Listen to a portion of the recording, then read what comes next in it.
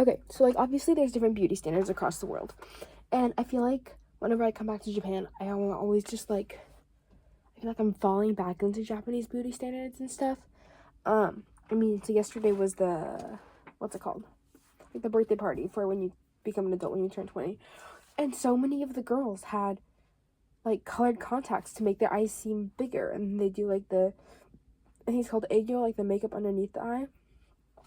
And, I mean, no hate to them, obviously. Like, that's cool. But, girl, you're 20. You know what I mean? And I feel like there's part of it that's, like, an insecurity for me, because, I mean, I used to wear colored contacts. I wore colored contacts in middle school, because I thought having purple eyes was cool. Yeah.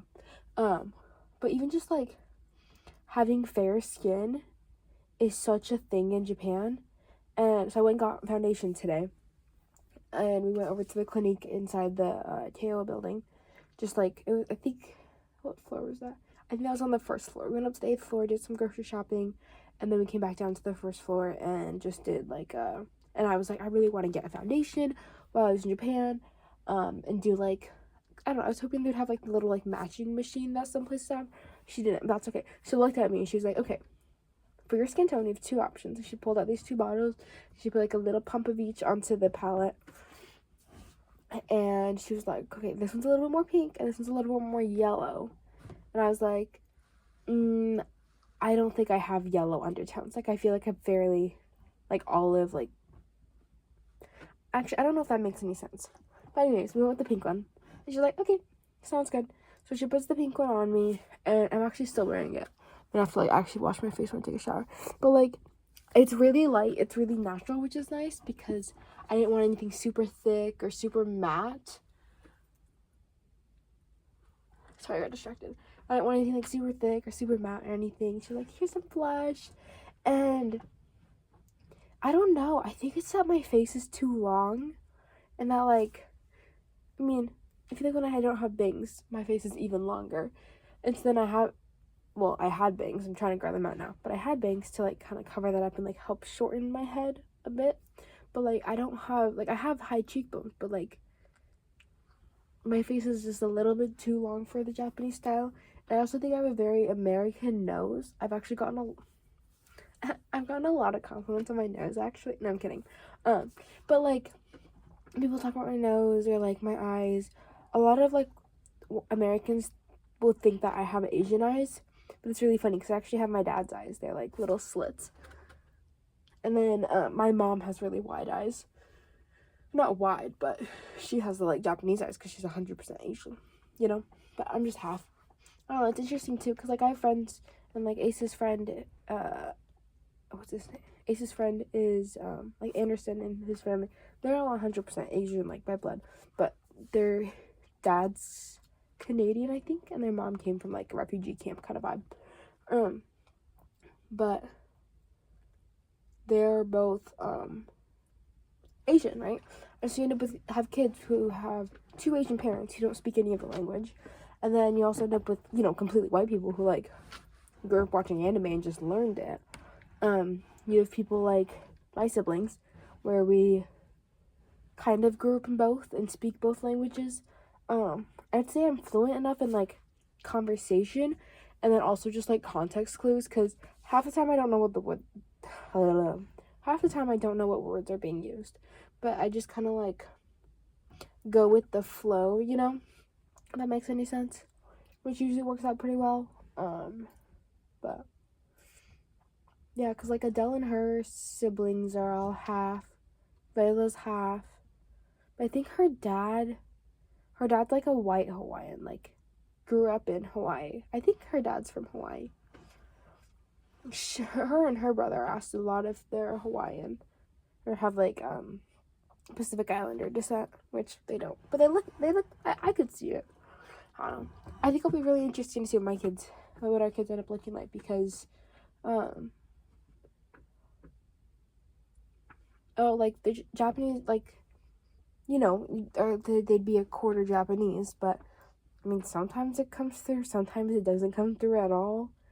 I'd say my dad's family has pretty strong genes, like, most of my cousins all look alike. But then also, like, I don't think we look like my cousins at all. Maybe my mom's genes are stronger than my dad's. Then what are my genes? Whatever. I digress. I don't know. I was thinking about, like, if I'd want my kids to be able to speak Japanese and stuff. And I feel like I'd want them to be able to understand it / speak it a bit, because hopefully both my grandparents are going to be around when our kids are born. So, like, the plan is for both my grandparents to be around, and I want my kids to get to know their great grandparent. I think I was 9, 10 when my mom's grandma died. That's my great grandma. Then my one of my dad's grandmas died, but I don't remember how old I was. I think I was younger, because I actually remember, like, mourning and grieving over my mom's grandma. But I don't really remember that with my dad's grandma, which that kind of feels, like, weird to say. And, like, I don't know, I just didn't really have a very good, like strong relationship with her. And also, she wasn't, like, a big, like, people person either, like, if that makes any sense. Like, I don't know. Getting to know her grandkids was not the top priority. I think that my grandparents would absolutely love to get to know their great grandkids. I don't know how much my dad's parents will be involved in our kids' lives, just because, you know, it's so much work. So, yeah. I don't even know when it was. I think my dad and I were talking about kids and stuff, like, you know, when I was in Medford. And we're talking about how, what was I gonna say?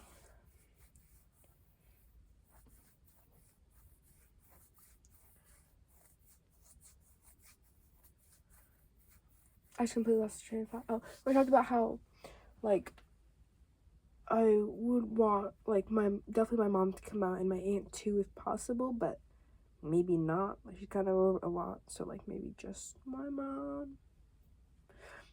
But don't get me wrong, I love my aunt, but I feel like I would rather have just my mom and him there. You know what I mean? So, oh, but he was talking about how apparently my mom, like, when she was younger, was saying how she wanted to be a grandparent and, like, would want to move closer to her kids once they have kids, so that she could be, like, an active grandparent.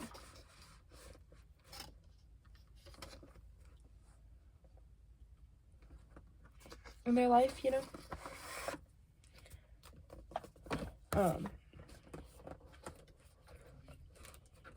But also, they're still on the boat, so I don't know exactly what's gonna happen there. I'm not gonna, like, I don't know.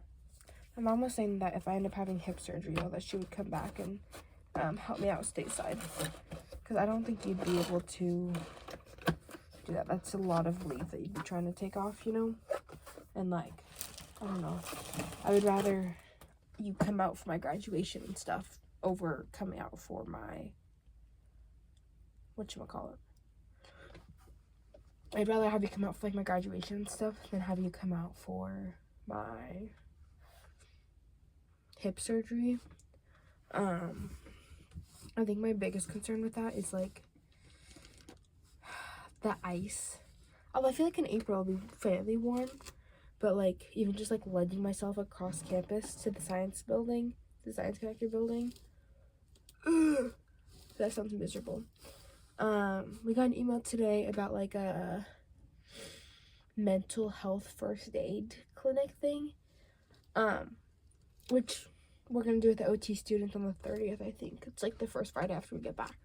Not a big deal, right? But they're like, we want you to register early and do all these things. And AJ sent me the, like, text, and she sent me a screenshot and be like, hey, we got this. And so I went to, like, try and register for it, and it was like, we're gonna send a confirmation email to your school email. Great. So I called IT again because I have already reached out to them once, and I submitted a ticket saying, hey, I need access to my account while overseas. Please fix this. And then I also had to call financial aid because tuition was due, and I can't pay tuition if I can't get into my account. So, yeah. I think I'm just gonna pay it out of the money in the account right now because, what was I gonna say? I feel like that makes more sense. And then just borrowing from my dad later. I'm worried about borrowing from my grandpa right now with everything going on. But I told my dad I'd probably ask for like, how much did I say I'd ask for? I don't even remember. Oh, I think I told my dad I'd probably ask for like 5,000. But depending on, sorry if I just hit the mic. I don't know if the mic is here or here when I have this in, but it's fine. But yeah, closely keep we use my sign-on bonus for the wedding and stuff. But if I can get that $7,000 sign-on bonus, just please. And then after my first paycheck, the relocation bonus should hit. After like the first one or the first month, I don't know, but that's another 5. And it also just depends on how long of a contract that they want me to sign. Because I'm pretty sure I can sign the contract and not accept money. Well, if they even want to hire me, I guess. I'm putting the cart before the horse. I need to do well in my interview, receive an offer letter, sign the offer letter. What is this?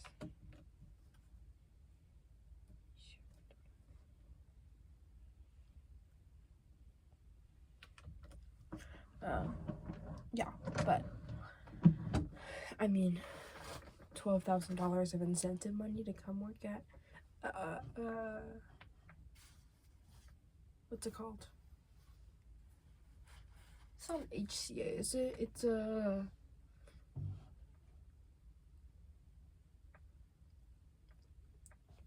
CAH, Critical Access Hospital. And $12K to come work at a critical access hospital. Hell yeah.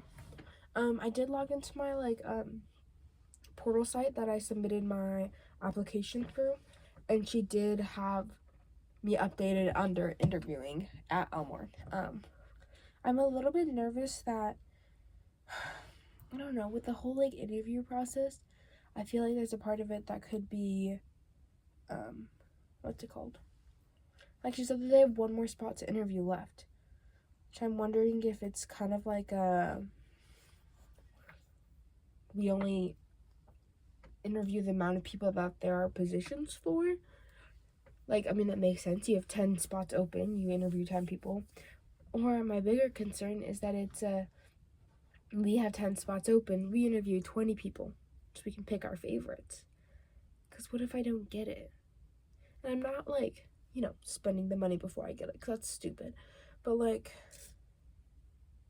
I'm also stressing, low-key, high-key.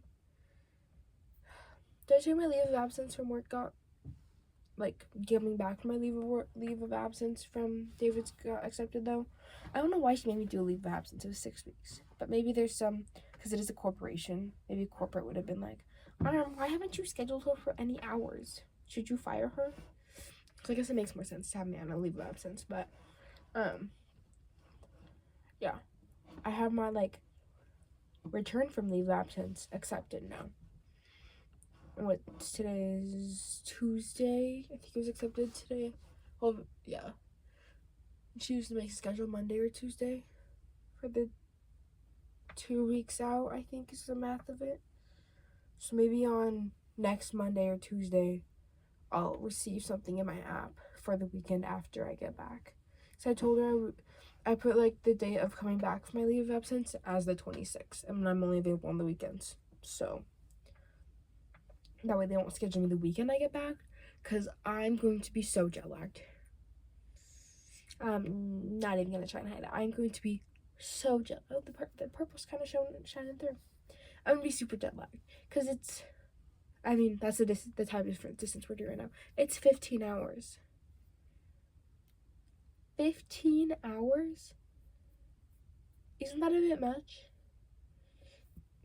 I don't know. I feel like 15 hours is a lot.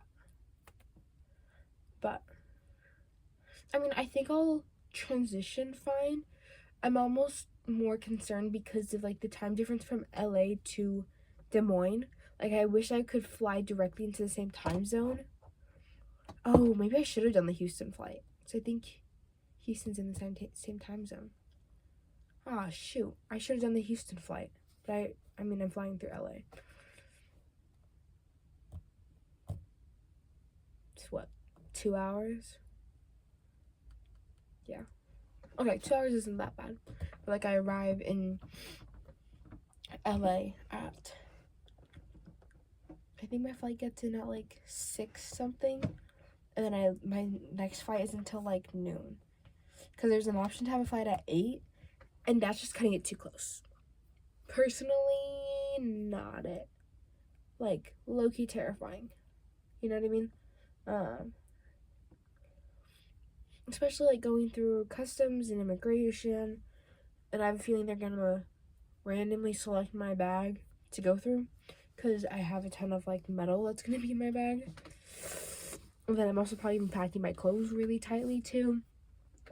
I don't know. I've actually bought quite a bit of stuff here. Because I got my shoes. I have this big-ass puffer jacket.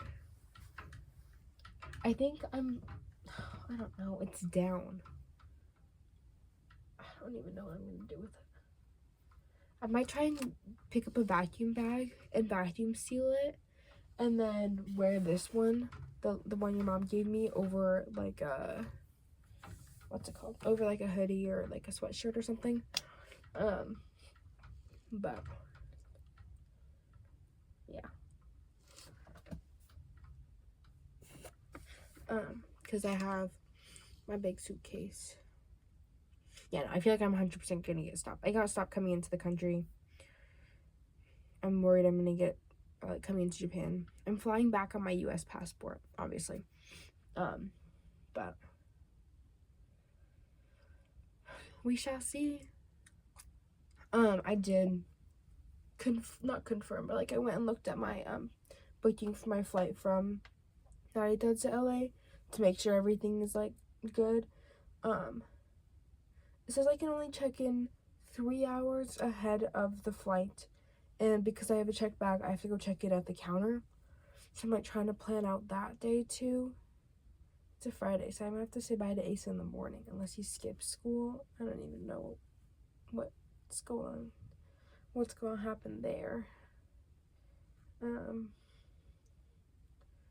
But oh, my back hurts. Oh my gosh, I'm getting tired.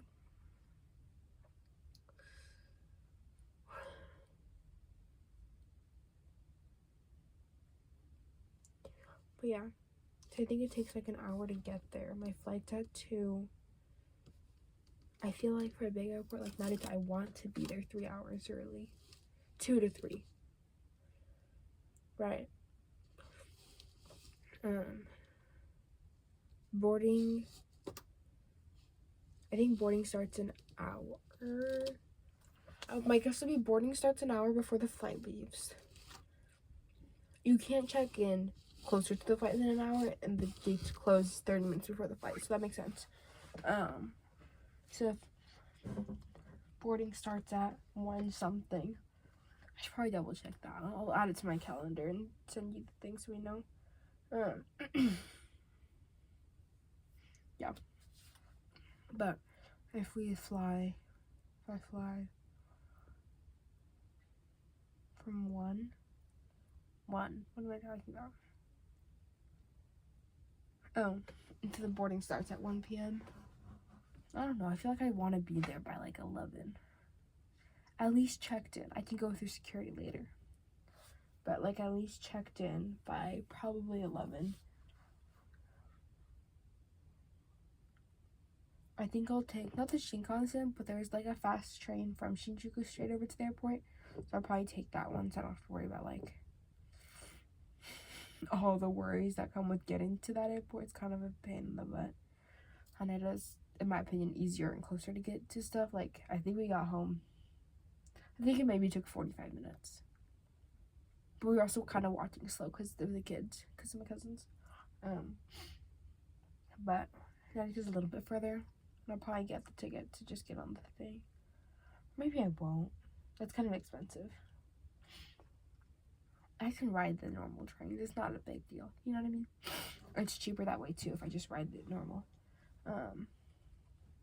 Like I'll probably like leave my Suica with my grandma and then just buy tickets to get there and stuff. Probably leave here at like 10 in the morning is my guess. 4 hours. I asked that my meal be brought, like I scheduled the meal for 2 hours after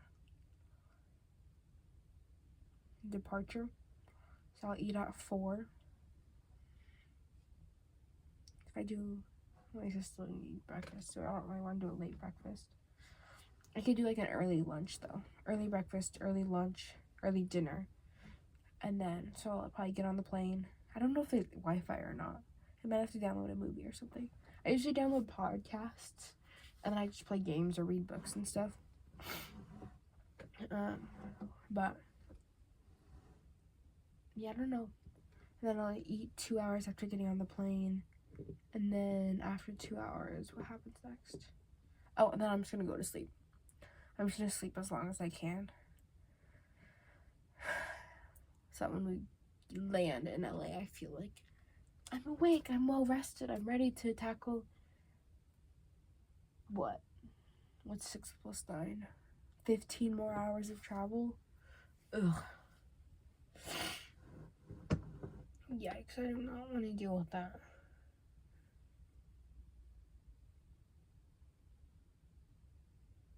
I mean, what, 6 a.m. is what, 8 a.m.? Okay. I forgot to take out okay. 8 to 9. Okay, 13 hours of travel. That's a full fucking shift. I appreciated that you said that you'd be willing to work night shift. That's really kind. I didn't know that was an option. I don't know for sure that I'm gonna be on night shift, but it's kind of a stereotype. And not like a given. I don't know if that'll even turn on. Oh, it does. Oh, shit. It's not like a given, but like it's pretty standard practice that the new grad med-surg nurses start on nights. Which is okay, but I don't know. I think it would be really hard to do nights with you on days, you know? Because then the only time we get together is when I wake up after you get home from work. But if I work a 7 to 7, you might be gone before I get up. Wait, you might be gone before I get home. I guess it depends on which facility I work at. If I'm at St. Alfonso's in like Boise or Nampa itself, we would literally not see each other on the days I work. Just, yeah.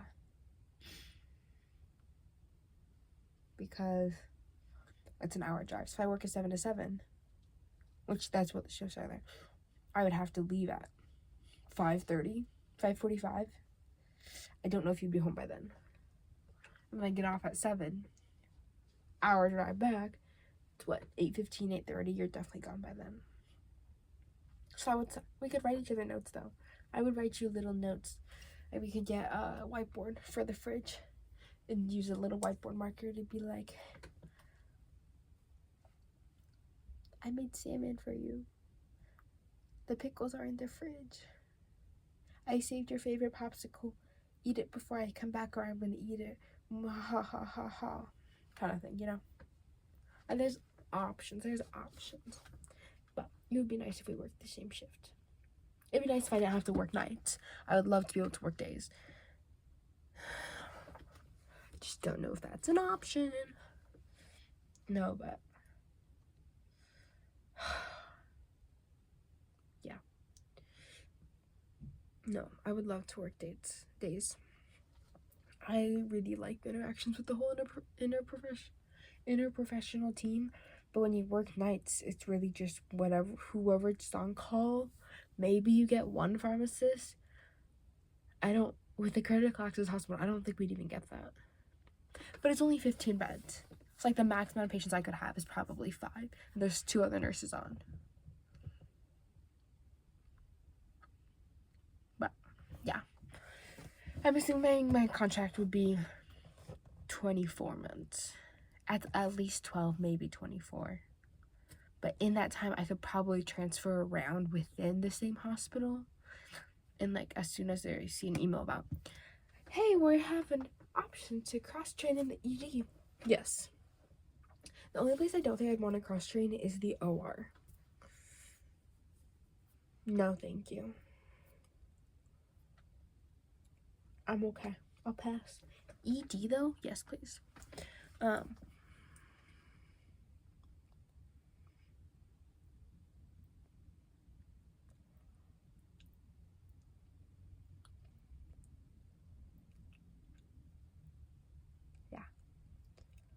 If you're still awake to see this part or hear this part, give me feedback if this was good, if you would prefer a specific topic, if it needs to be longer and you're like awake right now because I'm just so interesting.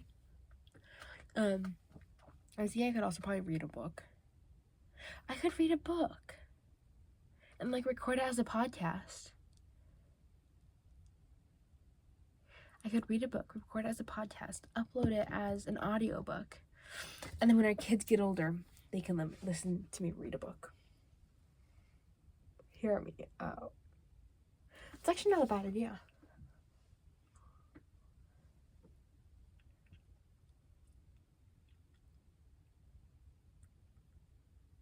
Maybe I'll do that. I mean, I could just upload it to like YouTube. It doesn't have to be on Spotify or like any like specific platform, but maybe I'll do that for tomorrow. This is definitely going on YouTube though, because I cannot have a shit ton of 30-minute videos on my phone. So this is gonna be on YouTube. I'll send you the link. I mean, by the time, hopefully you don't see this. The goal is that you are asleep so you do not see this. Love. Good night.